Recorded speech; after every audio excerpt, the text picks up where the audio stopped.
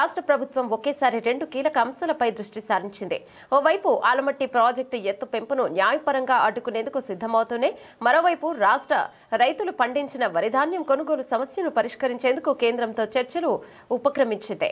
ఈ 2 అంశాలపై రాష్ట్ర నీటిపారుదల శాఖ మంత్రి ఉత్తమ్ కుమార్ రెడ్డి మీడియాతో మాట్లాడుతూ ప్రభుత్వ వైఖరిని స్పష్టం చేశారు.